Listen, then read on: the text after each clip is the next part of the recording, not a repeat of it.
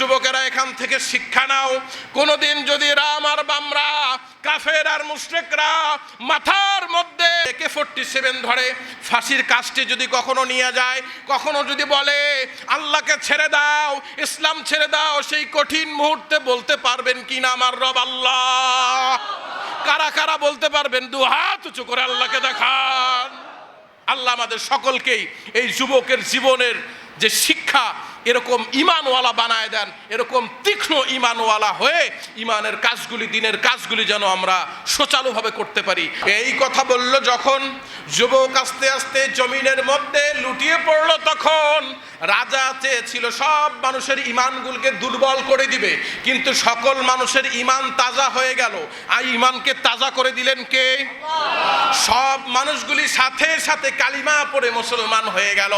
রাজা স্ট্যাচু হয়ে গেল, হতভম্ব হয়ে গেল, কি করতে চাইলাম আর কি হলো। আর আল্লাহ পাক রব্বুল আলামিন শহীদের রক্ত এমন ভাবে কবুল করে নিয়েছেন, লক্ষ লক্ষ লোক সবাই কালিমা পড়েছে।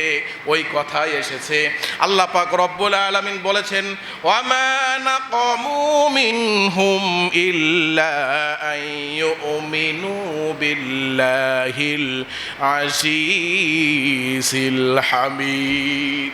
গর্ত খনন করা হলো, তাদের দোষ কি?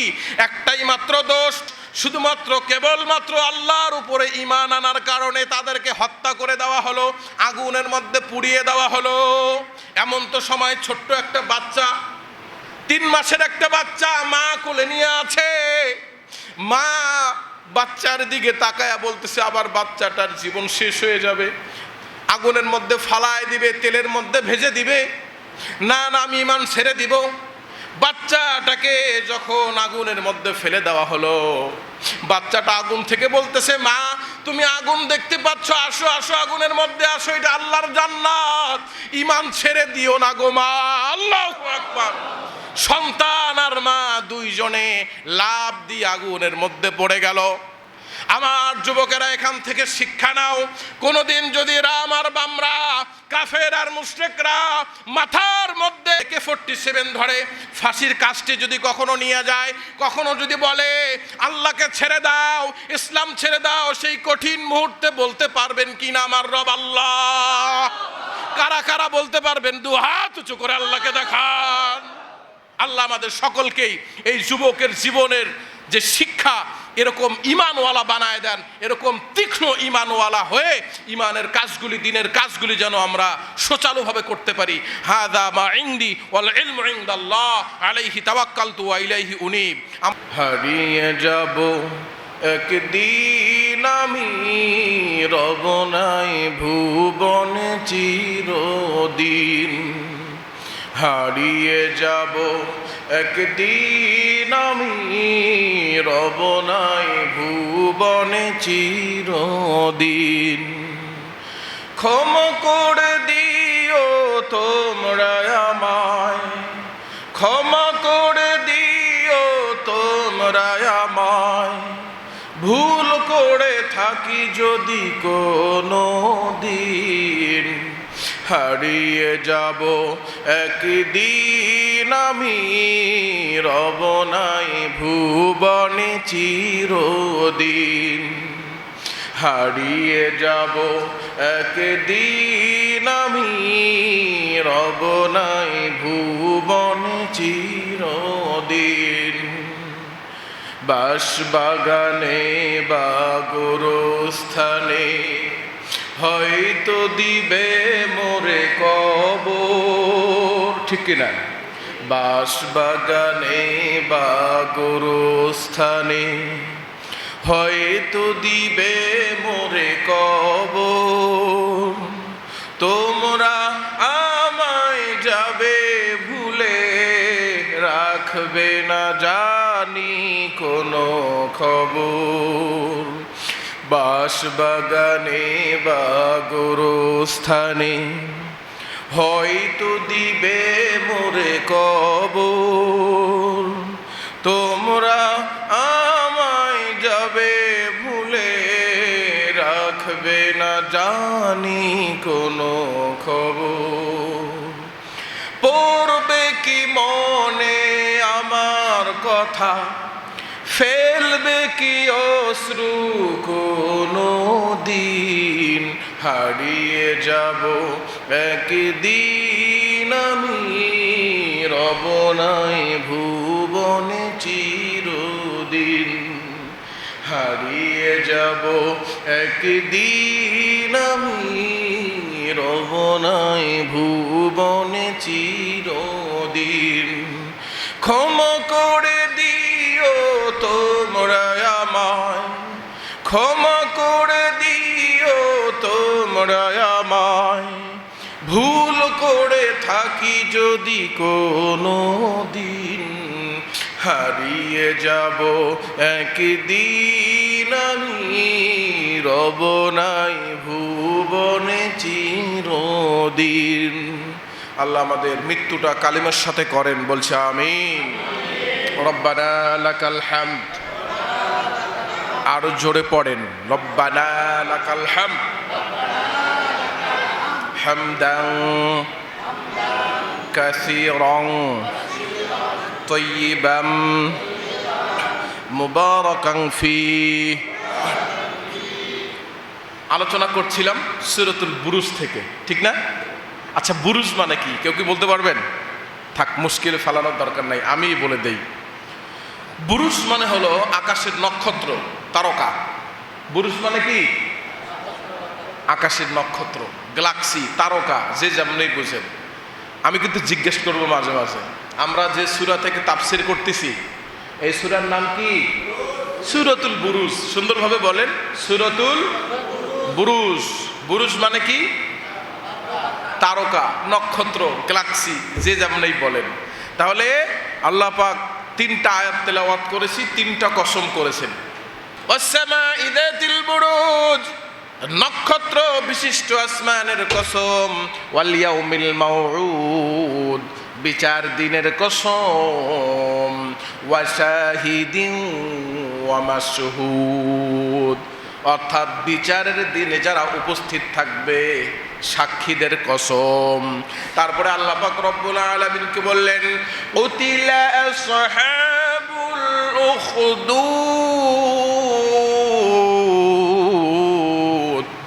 ধ্বংস হয়েছিল তারা। তারা কারা? গর্ত খননকারী, যারা গর্ত খনন করেছিল। কিসের জন্য করেছিল? যারা ঈমান এনেছে তাদেরকে গর্তের মধ্যে ফেলে দিয়েছে, আগুনের মধ্যে পুড়ে ছারখার করে দিয়েছে। তাদের দোষ কি ছিল? আল্লাহ পাক রব্বুল আলামিন সে কথাও তুলে ধরেছেন সুন্দরভাবে। রব্বুল আলামিন বলেন, ওয়া মা নাকামু মিনহুম ইল্লা আন ইউমিনু বিল্লাহিল আজিজিল হামিদ।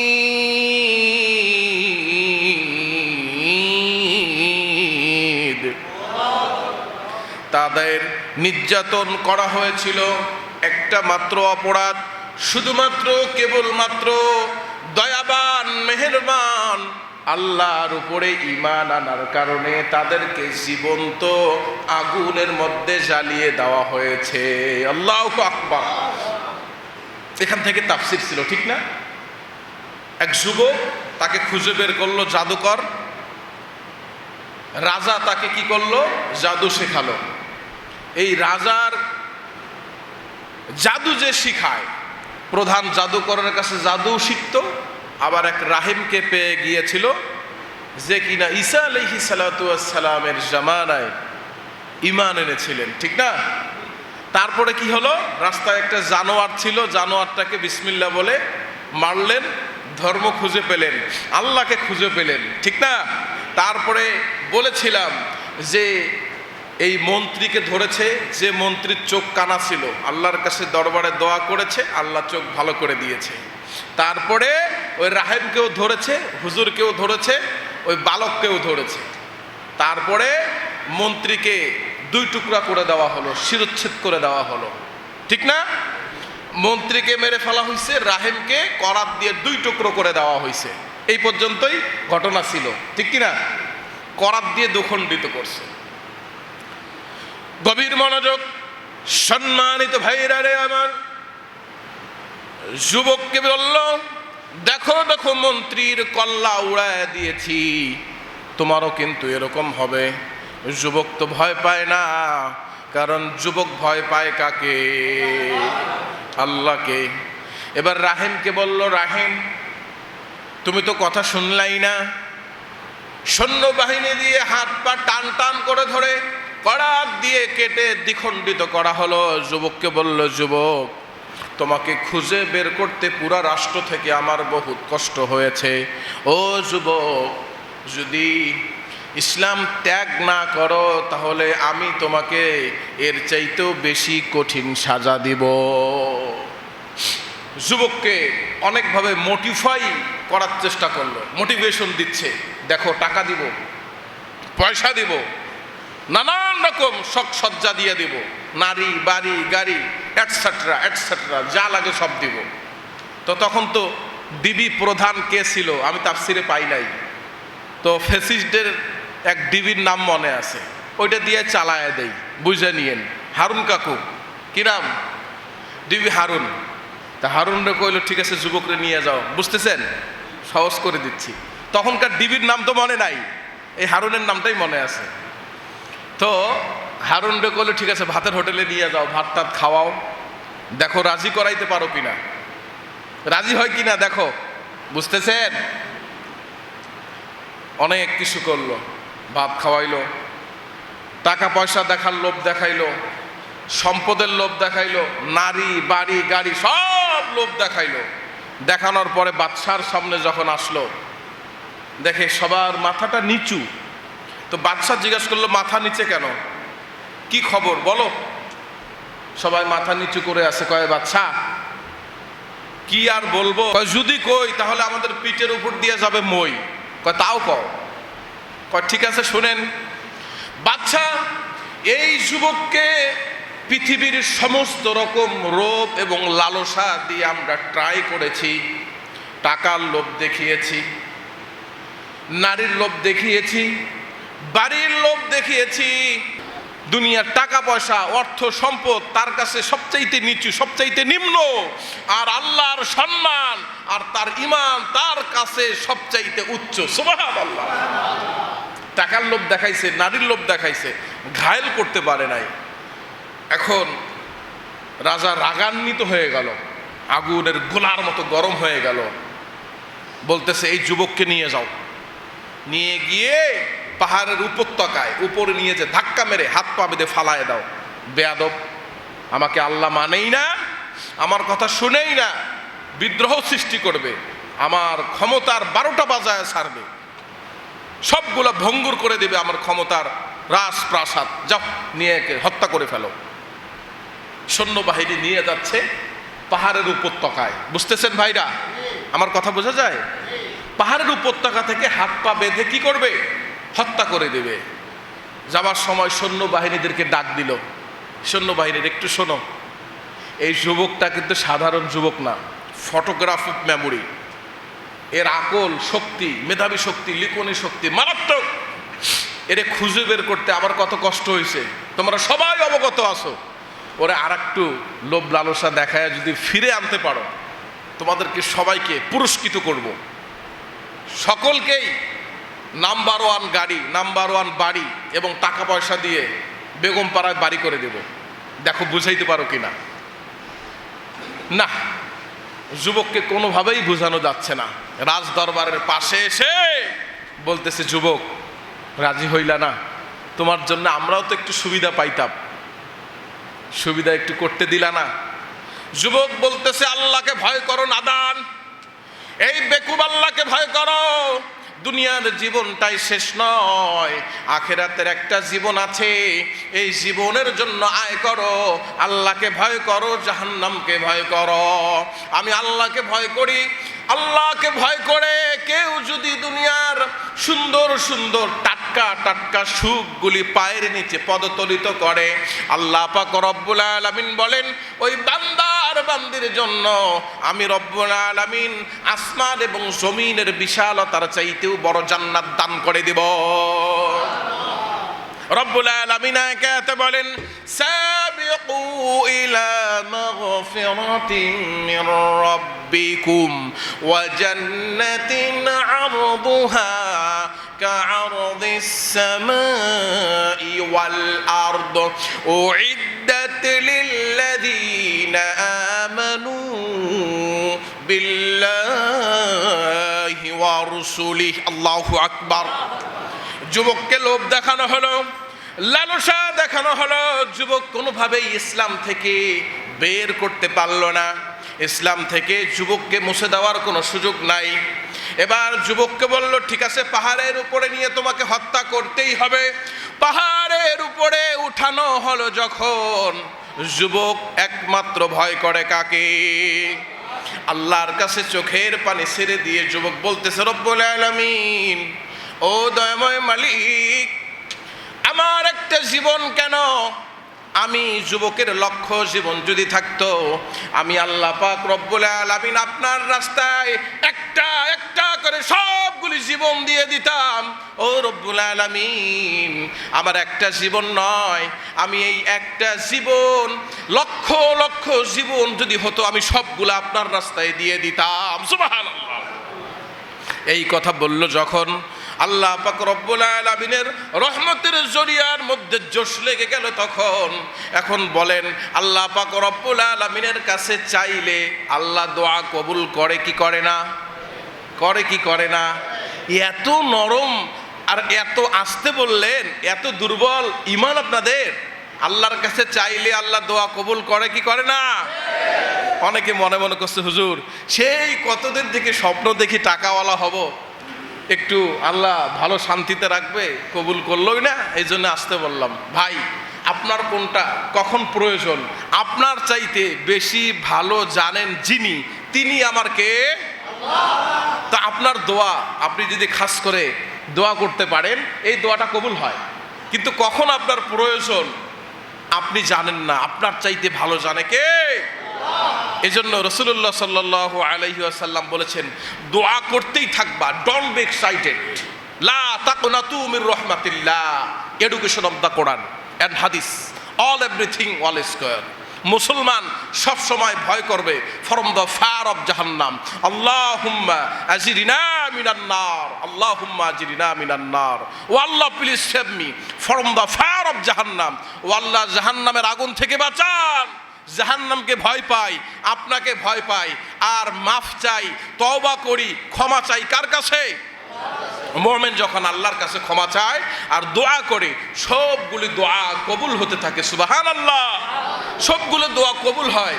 এখন এই দোয়াটা দুনিয়াতে আপনাকে 2, 4, 5 লাখ 10 লাখ টাকা আল্লাহ দিলেন না, আপনি চাইলেন, কিন্তু আখিরাতে এই দোয়াটা আপনার যেদিন টাকার কাজ নাই, যেই দিন কোনো মুদ্রা, টিকটক কারেন্সি, ডলারের কোনো কাজ নাই, স্বর্ণ রৌপ্য হীরা জহরত এটসেট্রা এটসেট্রা কোনো কিছুর কাজ যেদিন থাকবে না, সেই মহামূল্যবান দিনে আল্লাহ পাক রব্বুল আলামিন এই সওয়াবটাকে যদি উহুদ পাহাড় সম পরিমাণ করে আপনার আমলনামায় দিয়ে দেয়, উপকার আজকের চাইতে এই তুলনায় লক্ষ কোটি গুণ বেশি হবে না কম? এই জন্য দোয়া করতে ছাড়বেন না। ডোন্ট বি এক্সাইটেড, লা তাকুনাতু মির রাহমাতিল্লাহ। আমার বান্দারা নৈরাশ হয়ো না, আমার বান্দারা হতাশ হয়ো না, ফ্রাস্ট্রেশন হয়ো না, ডিপ্রেশন হয়ো না। আমি রহমান, তোমার সব সময় ভালো মন্দ সব জায়গায় আমি রব্বুল আলামিন তোমাকে সাহায্য করব। একটা খারাপ জায়গায় আপনি বিপদে পড়ে গেছেন, বাজেভাবে সাহায্য করেন কে? আবার যখন ভালো কিছু হয়ে যায়, ব্যবসায় উন্নতি হয়েছে, ব্যবসায় উন্নতি হওয়ার পরে শুকরিয়া আদায় করেন, আলহামদুলিল্লাহ, আল্লাহ নিয়ামত বাড়ায় দেয়। সুবহানাল্লাহ। তাহলে মুমিন কারা? সুখে দুঃখে, ভালো মন্দে, আধারে আলোতে শুকরিয়া আদায় করে আলহামদুলিল্লাহ বলতে পারে যারা। সুবহানাল্লাহ। একটা জরিপে দেখা গেছে, কয় সুখীকে, এই জরিপ তো মারাত্মক জরিপ, রিক্স, বিশাল একটা রিক্সের ব্যাপার। কে খুশি? বিবাহিতকে জিজ্ঞেস করা হলো, আপনি কি খুশি? কয় হুজুর আর কোয়েন না, কি ফুলের মালাটা গলায় পড়লাম, দিনে রাতে জ্ঞান দেয়, আর ভাল লাগে না, খালি ক্যাট ক্যাট ক্যাট ক্যাট করতেই থাকে। অবিবাহিতকে জিজ্ঞেস করা হলো, তুমি কি সুখী? কয় আমার তো কুত্তা ভাগ্য, বিয়েই নাই, এর আবার সুখ কই থেকে থাকে? গরিবদের জিজ্ঞেস করা হলো তোমার কি সুখ আছে? কয় যে চা চা খাই, ভিক্ষা করে খাই, আমার আবার কিসের সুখ? কোনো সুখ নাই। আল্লাহ একটু টাকা পয়সাও তো দিল না। কোটিপতির কাছে জিজ্ঞেস করা হলো আপনার কি সুখ আছে? কয় আমাদের স্বামী স্ত্রীর মধ্যে আজকে 5 বছর কথা হয় না, টাকা টেনশনে ঘুম ধরে না, পরে ঘুম না ধরার কারণে ঘুমের ট্যাবলেট খায়া তারপরে ঘুমাই। তাহলে সুখ কোথায়? সম্মানিত ভাইরা রে আমার, বিবাহিত বলে না না আমার কাছে সুখ নাই। যারা অবিবাহিত সে বলতেছে আমার তো বিয়ে শাদী নাই, যার বউ নাই তার জীবনে কিচ্ছু নাই। গরিব বলতেছে আমার তো সুখ নাই, বড়লোক বলতেছে আমার কাছে সুখ নাই। আল্লাহর হাবিব জনাব মুহাম্মদুর রাসূলুল্লাহ সাল্লাল্লাহু আলাইহি ওয়াসাল্লাম বলেন প্রকৃত সুখী তিনি, বিপদ আপদ সম্পদ যে সময় যেভাবেই থাকে আলা কুল্লি হাল সব সময় শুকরিয়া আদায় করে আলহামদুলিল্লাহ বলতে পারেন যিনি। সুবহানাল্লাহ বলেন। সব সময় আলহামদুলিল্লাহ বলার নামই হলো মুমিন, সুখী। তাহলে সুখী সংজ্ঞা কি? সব সময় বলতে হবে আলহামদুলিল্লাহ আমি ভালো আছি। কেননা ভাই আপনি অসুখী আছেন, এখানে যারা আছেন আপনার চাইতে খারাপ অবস্থায় মানুষ কি আর নাই? এই যে রপ্তানির সামনে আমার জুতা চুরি হয়ে গেছে কিছুদিন আগে, খুব রাগ উঠছে। তো বাইকে বসেছিলাম, রপ্তানি থেকে একটা জুতা কিনবো, এমন রাগ উঠছে, অভিশাপ দিচ্ছিলাম দামি একটা জুতা। তো আল্লাহ কে নিছে এই হুজুরের জুতাটা, ইমামের জুতাটা, আল্লাহর মাথা ঠাড়া ফেলাও, এরকম করে মনের রাগে গালিগালাজ করতেছিলাম। এত বেকুব, এত অথর্ব, স্টপিট, নালায়েক কেমনে হয়? এই জুতাটা চুরি করে নিয়ে গেল। তো রাগ হতে হতে সামনে গিয়ে এক লোক আমারে সালাম দিল। আমি সালাম নিয়ে বললাম কেমন আছেন? কয় আলহামদুলিল্লাহ। যেই আলহামদুলিল্লাহ বলছে আমার শরীরের লোম দাঁড়ায় গেছে। এই লোকের একটা হাত নাই, একটা পা নাই, একটা চোখ নাই, একটা কানের এদিক দিয়ে ঝগড়ার কারণে, কি কারণে, অ্যাক্সিডেন্টের কারণে এই কানের লতি ছিঁড়ে গেছে, চোখ একটা নষ্ট, হাত একটা নাই, পা দুইটা নাই। এই লোক বলতেছে আলহামদুলিল্লাহ। আমি সাথে সাথে মসজিদে এসে সিজদায় পড়ে বললাম আল্লাহ ইন্নাল ইনসানা লিরাব্বিহি লাকানুত। তুমি যে বলছিলা মানুষের চাইতে অকৃতজ্ঞ জীব জন্তু সবচাইতে অকৃতজ্ঞ মানুষ, কথা সত্য। আল্লাহ আমি কি অকৃতজ্ঞ? আমারে তুমি একটা জুতা দিছিলা, তুমিই তো দিছিলা, সামর্থ্য তুমি না দিলে কেমনে কিনলাম, ঠিক কি না? একটা গাড়ি দিছে, এই গাড়ি কে দিল? একটা মোটরসাইকেল কিনছেন, আপনার শ্বশুর বাড়ি থেকে দিছে, ঠিক না? কে দিছে? আপনার শ্বশুরের মাধ্যমে দিছে, ঠিক কি না? তা খাওয়ায় কে? পড়ায় কে? দেয় কে? তো এই জন্যই আল্লাহর উপরে বিশ্বাস রাখতে হবে। কে দেয় ভাই? সব সময় আল্লাহ দেয়, এই বিশ্বাসটা রাখতে হবে। যাই হোক সম্মানিত ভাইরারে আমার, যেটা বুঝাইতে চাচ্ছি সেটা হলো ওর হাত নাই, পা নাই, চক্ষু একটা নাই, ও বলতেছে আলহামদুলিল্লাহ। আমি সিজদায় করলাম আল্লাহ আমার মতো অকৃতজ্ঞ, মানুষের মতো অকৃতজ্ঞ সত্যি আর হতে পারে না। আমার দুইটা পা আছে, দুইটা হাত আছে, দুইটা চক্ষু আছে, ঋণ করে হলেও আরেকটা জুতা দাবি কেনা যাবে, কিন্তু পা যদি নাই থাকে পা থেকে লাগাবো? আর যদি অটিস্টিক হয়ে পা লাগায়ও অরিজিনাল পায়ের মতো কি হয়? অরিজিনাল পায়ের মতো হয়? আমার এক মুসল্লির সাথে গেছি, জানি না ওনার পায়ে সমস্যা, হাঁটতেছে তো বাইকে উঠছে, আমি করছি কি পাটা ধরে টান দিছি, দেখি পা খুইলে হাতে চলে আসছে। আমি কি ইন্নালিল্লাহ, কি সর্বনাশটা করলাম। হুজুর ভয় পায়েন না, আপনি চোখ বড় করছেন, আপনি স্টক করবেন আরেকটা হইলে, ওটা আমার লাগানো পা, ভয় পায়েন না। তাহলে পা টানলে খুলে যায়। আমাদের যেটা আল্লাহ দিয়েছেন এটা কি খোলা যায়? এটা ফেস্টিভ্যাল করা যায়, ফোল্ডিং করা যায়, সোজা করা যায়, ডানে বামে যেদিকে ইচ্ছা করা যায়। এত নেয়ামত দেওয়ার পরেও যে শুকরিয়া বান্দা করে না, সেই বান্দার উপরে আল্লাহ লানত। তখন আমি বুঝতে পারলাম, আমার চক্ষু খুলে গেল, আল্লাহ আমার পা দিয়েছেন, জুতাটা হারাইছি তাই এত রাগ করলাম। আহারে, তার তো পাই দেন নাই, চক্ষুই দেন নাই, হাত দেন নাই, আমার মতো বড় অকৃতজ্ঞ আর হতে পারে না। সত্যি ভাইরা, আপনি চিন্তা করতেছেন আপনার একটা ভালো জামা নাই, আপনার একটা পায়ের মধ্যে ভালো জুতা নাই, ভাইরে রপ্তানিতে গিয়ে দেখেন কারো কারো পাই নাই, ঠিক কি না? এজন্য যা আছে তা নিয়েই শুকর আদায় করার নাম হলো মুমিন। সম্মানিত ভাইরা রে আমার, আমি কিন্তু ভুলি নাই, যুবককে পাহাড়ের উপত্যকায় নিয়ে গেল, পাহাড়টা থরথর করে কাঁপতে শুরু করলো।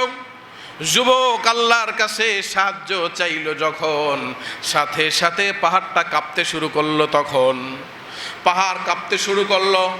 যতগুলো কাফের ছিল সব কাফের পাহাড় থেকে পড়ে গিয়ে জাহান্নামে চলে গেল। আর যুবককে হেফাজত করলেন সহি সালামতে কে? আল্লাহ হেফাজত করলেন। যুবক নেমে হেঁটে হেঁটে রাজদরবারে আসলো। রাজা দেখে বলতেছে, তুমি কি আমার শর্তে রাজি হয়েছ? আমি খুব খুশি হয়েছি, আমাকে আল্লাহ বলে মানলা। যুবক বলতেছে, তুমি কিসের আল্লাহ? তুমি কেমনে খোদা? তুমি তো হুদা। তুমি কি হুদা? তুমি তো কোনোদিন আল্লাহ হতে পারো না। কয়, আমার সৈন্যবাহিনী কোথায়?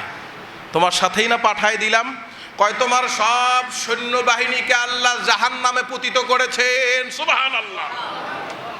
এবার রাজা ঘামতে শুরু করলো, ভয় পেল, বলল, এত সৈন্য পাঠালাম, তোমাকে মারা গেল না?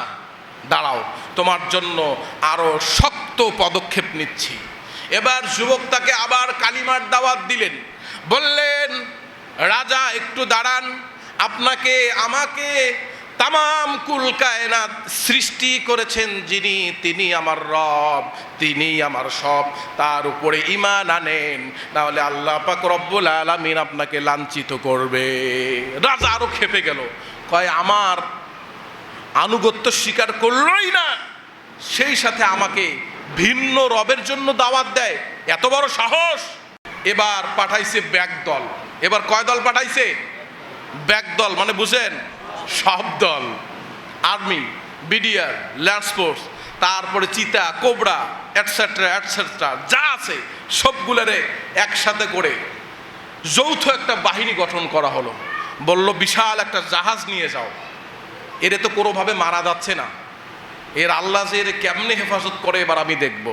সাগরের মাঝে নিয়ে যাও, নিয়ে গিয়ে হাত পা প্যাকেট করবা, পাথরের সাথে বেঁধে সমুদ্রের মধ্যে ফালাই দিবা। এখন বলেন, যতই ষড়যন্ত্র করুক আর চক্রান্ত করুক, রক্ষা করে কে? আল্লাহ পাক রব্বুল আলামিন বলেন, ওয়া মাকারু ওয়া মাকারাল্লাহ ওয়াল্লাহু খায়রুল মাকিরিন।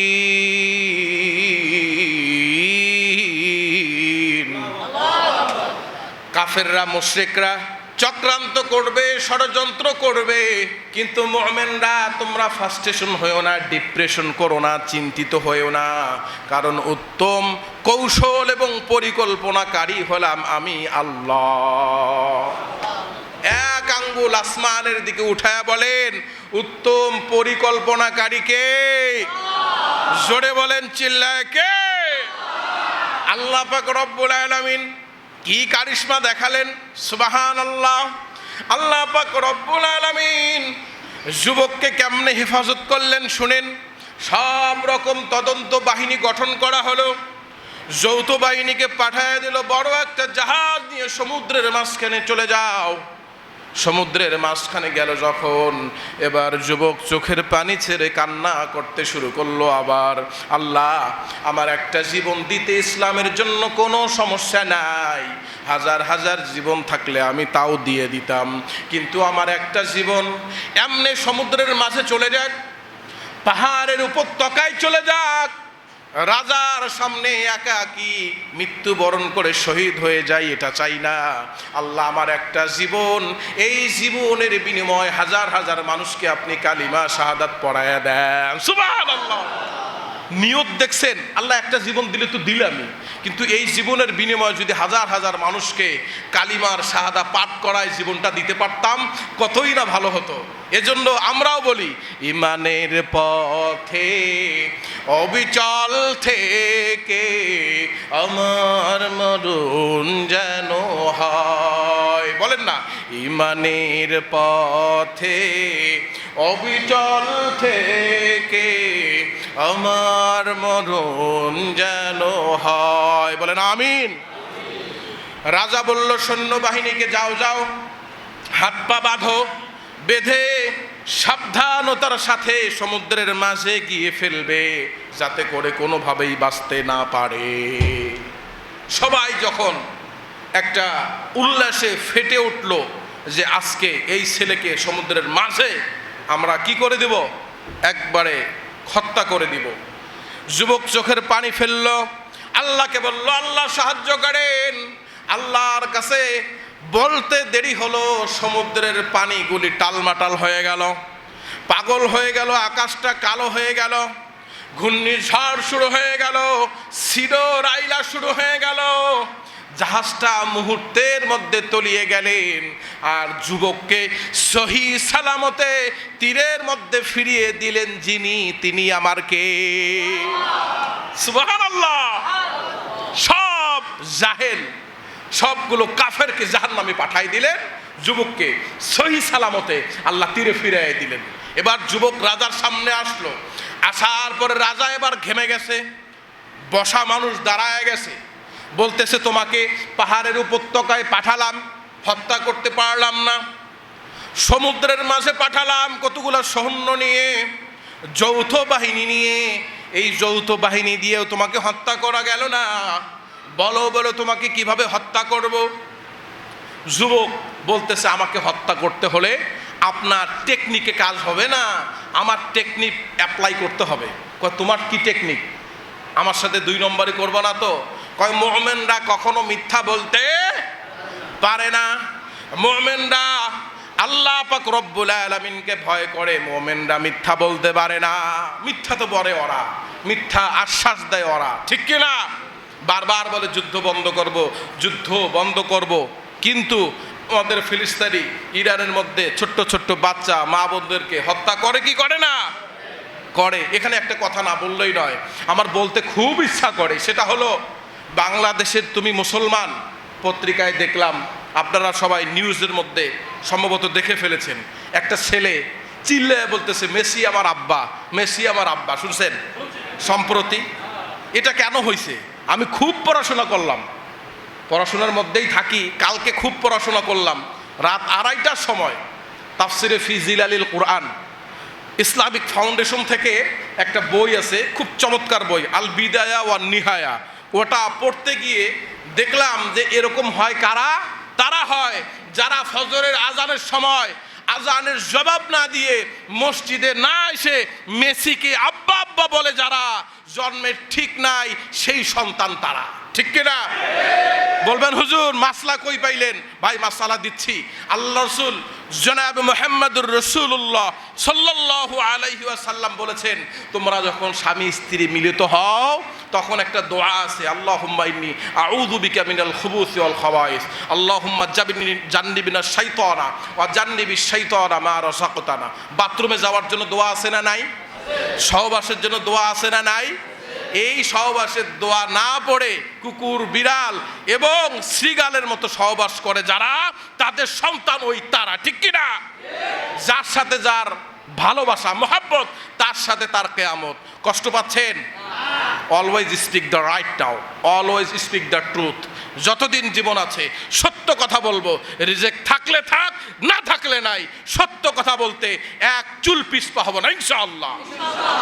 ভাইরে, এই ইসরায়েল আমাদের মুসলমানদের বাচ্চাগুলিকে অর্থাৎ ফিলিস্তিনিতে কিভাবে বম্পিং করে উড়াই দিছে, যখন ভালো খাবার সামনে আসে তখনই আমার চোখ দিয়ে পানি পড়ে, সেই বাচ্চাগুলির চেহারা আমার চোখে ভাসে। ঈদের দিনও আমি কান্না করেছি, আমরা গোশত খেয়েছি, কোরবানির কত ভালো ভালো কুরমা কালিয়া খেয়েছি, ঠিক না? আর আমাদের ফিলিস্তিনের বাচ্চারা তারা ঘাস খেয়ে, গরম পানি খেয়ে ঈদ পার করেছে, রোজা রেখেছে ঘাস খেয়ে। অনেক সময় তারা ক্ষুধার জ্বালা সহ্য করতে না পেরে মরা গরুর চামড়াগুলি সিদ্ধ করে খেয়েছে। এত কষ্ট, একটা খাবার, একটা ত্রাণের ট্রাক ভিতরে ঢুকতে দেয় নাই। তাদেরকে যারা সমর্থন করে, তার সাথে যারা থাকে, তারা আমাদের মুসলমানদের সাথে থাকতে পারে না, ঠিক কিনা? আর্জেন্টিনায় আজান দিতে দেয় না, ব্রাজিলে আল্লাহু আকবার বলা নিষিদ্ধ, সেই জায়গাকে তুমি তোমার আব্বা বানাইছো, বোঝা শেষ, তোমার জন্মের মধ্যে সমস্যা আছে, ঠিক কিনা? কোন ইহুদি নাসারাকে মুসলমান কোনোদিন সমর্থন করতে পারে না। ব্রাজিল বলে ওর আব্বা লাগে, আবার বলে মুসা মেসি হয়ে ফিরে এসেছে। কি আজগবি কথা! কতটা জাহেল হলে, নালায়েক হলে, স্টপিট হলে এইসব কথা বলতে পারে। আল্লাহ আমাদের এই সমাজকে হেফাজত করেন, বলছে আমিন। সম্মানিত ভাইরা, কষ্ট পাইলেন? কষ্ট পাইছেন? কষ্ট পাইেন না। সত্য কথাগুলি আমাকে বলতে দিয়েন, ভালো না লাগলেও বলতে দিয়েন, কারণ এই কথা কার? আল্লাহর। রাসূলুল্লাহ স্পষ্ট হাদিস সাল্লাল্লাহু আলাইহি ওয়াসাল্লাম বলেছেন, যার সাথে যার মোহাব্বত থাকবে তার সাথে তার কিয়ামত হবে। এখন কি আপনি চান ইহুদির সাথে, নাসারার সাথে, কাফেরের সাথে আপনার হাসর নাসর হোক? এটা কি চান? এজন্য আমাকে সত্য কথাগুলি বলতে দিয়েন। সম্মানিত ভাইরা রে আমার, যুবককে কোনোভাবেই মারা গেল না, মনে আছে? আমি কিন্তু ভুলি নাই। যুবক বলতেছে, আপনি আপনার মতো করে আমাকে জীবনেও মারতে পারবেন না, আমাকে মারতে হলে আমার টেকনিক অ্যাপ্লাই করতে হবে। কি টেকনিক? কয় টেকনিকটা হলো এই, হাজার হাজার লক্ষ লক্ষ লোক ডাক দিবেন, ডাক দেওয়ার পরে একটা দোয়া শিখায় দিব, এই দোয়া পড়ে তীরটা মারবেন যখন, সাথে সাথে আমি শহীদ হয়ে যাব তখন। সুবহানাল্লাহ। যেই কথা সেই কাজ। স্টেজ বানানো হলো বিশাল বড় একটা মাঠের মধ্যে, হাজার হাজার লক্ষ লক্ষ মানুষ এই অবস্থা দেখতেছে যে আল্লাহকে ভালোবেসে, ভিন্ন ধর্মের আল্লাহকে একজন ভালোবাসে, আমাদের এই রাজাকে আল্লাহ মানে না, এরকম একটা যুবক আজকে জীবন দিয়ে দিবে। সবাই আসছে মাঠের মধ্যে। ওই সময় আমরা থাকলে আমরাও আসতাম, ঠিক কি না? বিশাল একটা ব্যাপার।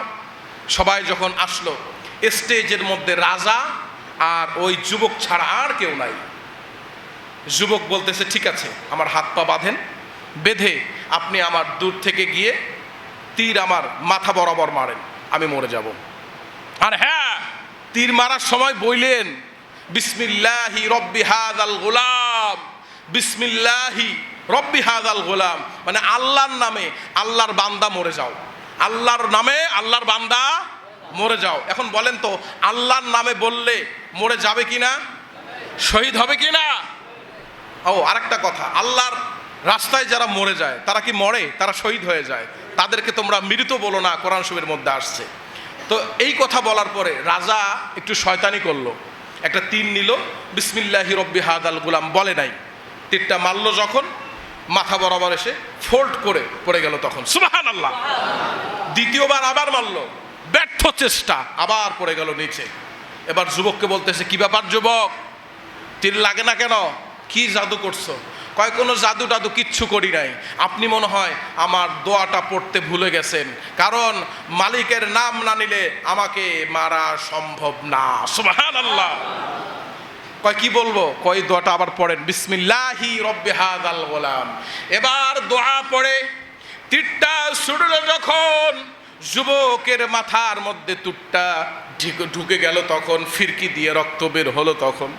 আল্লাহু আকবার। যুবক মাথাটা এমন করে ধরে সকল মানুষদেরকে উদ্দেশ্য করে বলতেছে, দেখো দেখো, তার ভিন্ন ধর্মের খোদা, সে নাকি নিজেই খোদা, সে তো খোদা না, সে হলো হুদা। তার নামে সে তার শক্তি বলে তীর নিক্ষেপ করেছে, আমার কিছুই হয় নাই, কিন্তু আমার আল্লাহ এক, আমার আল্লাহ সত্য। আমার আল্লাহর নামে তীরটা ছুড়ল যখন, আমি দুনিয়া থেকে বিদায় নিয়ে গেলাম তখন, তোমরা কি এখনো আল্লাহর প্রতি ঈমান আনবা না? আহাদ আহাদ আল্লাহ এক, আল্লাহু আকবার। এই কথা বলল যখন, যুবক আস্তে আস্তে জমিনের মধ্যে লুটিয়ে পড়লো তখন। রাজা চেয়েছিল সব মানুষের ঈমানগুলোকে দুর্বল করে দিবে, কিন্তু সকল মানুষের ঈমান তাজা হয়ে গেল। আর ঈমানকে তাজা করে দিলেন কে? সব মানুষগুলি সাথে সাথে কালিমা পড়ে মুসলমান হয়ে গেল। রাজা স্ট্যাচু হয়ে গেল, হতভম্ব হয়ে গেল, কি করতে চাইলাম আর কি হলো। আর আল্লাহ পাক রব্বুল আলামিন শহীদের রক্ত এমন ভাবে কবুল করে নিয়েছেন, লক্ষ লক্ষ লোক সবাই কালিমা পড়েছে। ওই কথাই এসেছে, আল্লাহ পাক রব্বুল আলামিন বলেছেন, ওয়ামা নাকামু মিনহুম ইল্লা আইয়ুমিনু বিল্লাহিল আজিজিল হামিদ।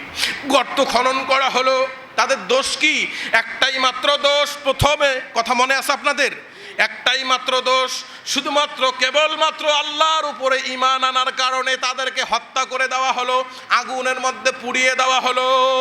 এমন তো সময় ছোট্ট একটা বাচ্চা, 3 মাসের একটা বাচ্চা মা কোলে নিয়ে আছে, মা বাচ্চার দিকে তাকায়া বলতেছে আবার বাচ্চাটার জীবন শেষ হয়ে যাবে। আগুনের মধ্যে ফালায় দিবে, তেলের মধ্যে ভেজে দিবে, না না আমি ঈমান ছেড়ে দিব। বাচ্চাটাকে যখন আগুনের মধ্যে ফেলে দেওয়া হলো, বাচ্চাটা আগুন থেকে বলতেছে, মা তুমি আগুন দেখতে পাচ্ছ, আসো আসো আগুনের মধ্যে আসো, এটা আল্লাহর জান্নাত, ঈমান ছেড়ে দিও না গো মা। আল্লাহু আকবার। সন্তান আর মা দুইজনে লাফ দিয়ে আগুনের মধ্যে পড়ে গেল।